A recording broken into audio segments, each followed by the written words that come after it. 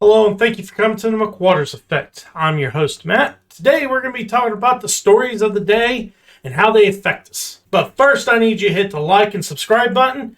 And don't forget, please share the video with your friends. Helps the channel grow. Now let's get on with the show. Biden sanctions Russia, expels diplomats over election interference. President Joe Biden on Thursday declared that the U.S. is facing a national emergency over an array of malign actions from Russia, imposing new sanctions on the Russian government and expelling 2 Kremlin diplomats from the United States. Here's a story from CNBC. Biden says he is ready to take further action if Russia escalates against the U.S. and opens door to cooperation. President Joe Biden addresses the sweeping sanctions his administration imposed on Russia, a move that seeks to address a litany of malign behaviors and is expected to peeve Moscow. If Russia continues to interfere with our democracy, I'm prepared to take further action to respond. It is my responsibility as President of the United States to do so, Biden said from the White House. The Biden administration unleashes several sanctions that name 32 Russian individuals and entities for their roles in attempting to influence the 2020 U.S. presidential election. Do you think this is really the time to put sanctions and throw Russian diplomats out of the United States right now with what's going on in Crimea and in Syria? Do you think this is really the time? We need to be negotiating with them and get them off the border of Ukraine and stop getting out of Syria. This is just more provocation. Try to start something. In my opinion, that's what Biden's probably trying to do at this point, because they see this as payback for what happened in 2016 when Hillary Clinton lost, because they're blaming Russia for that. Well, Russia might have helped. I don't know. Or might have influenced the election. I don't know. But I don't see the point in starting a war over it. I mean, for Christ's sakes, we're being hypocrites about this. We get into other people's elections all the time. We interfere. We did in the past, and I'm sure we do it now. We try to get people in there that actually is sympathetic to the United States and agree with our policies and someone we could actually control. Especially in South America and Asia, we definitely did that. We definitely did it in the Middle East as well. We don't do it as much because it's hard to control that place. But us being there militarily is part of doing that. Trying to get control of it so they'll agree to things that we want them to do. Democracy by the barrel of a gun. Doesn't work. And this kind of crap, all it's going to do is create friction between us and Russia. When really the enemy of both of our countries is China.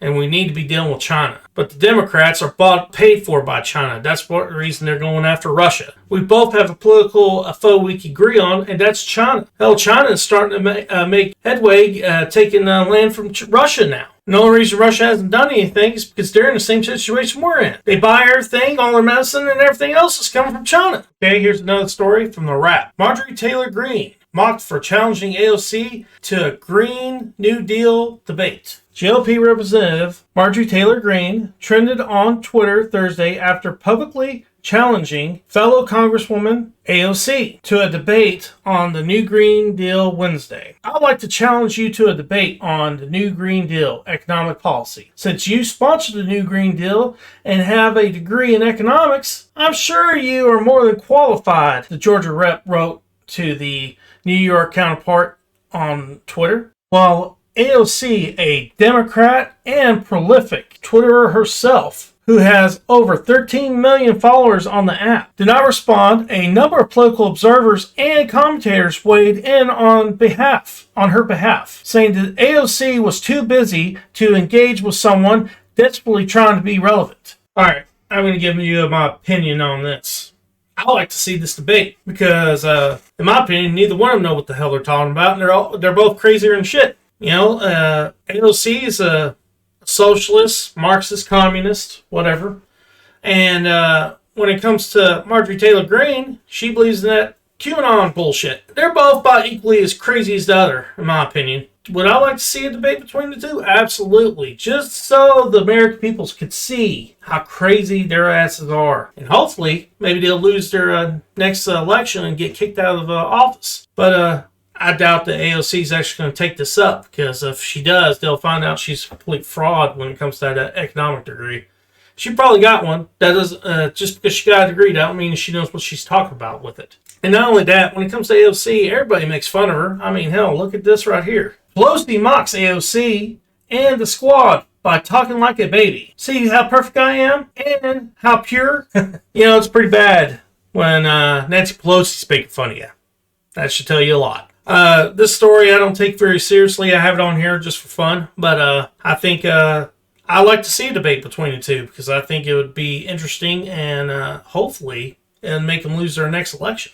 All right, here's this story here from ABC News. Democrat lawmakers to introduce bill to expand Supreme Court to 13 judges. Some House and Senate Democrats are ramping up a political battle over the Supreme Court, introducing a bill Thursday to expand the court from 9 to 13 seats, and move many Republicans have rejected as dangerous and court packing.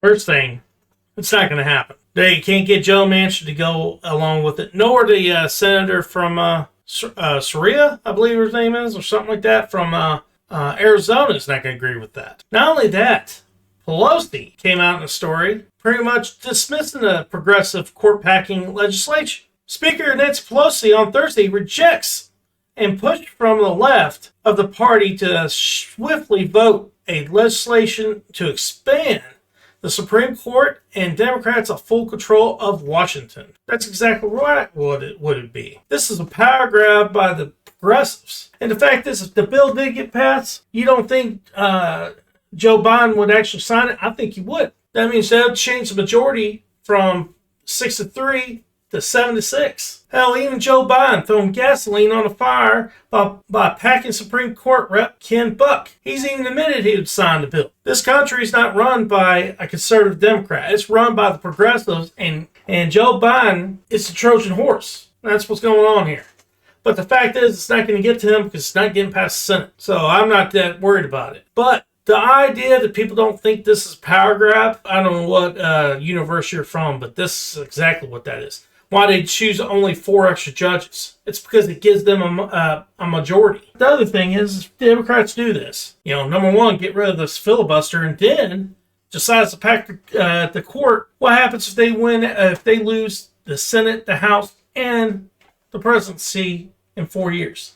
What happens then? What's going to stop the Republicans from doing the same thing? Nothing.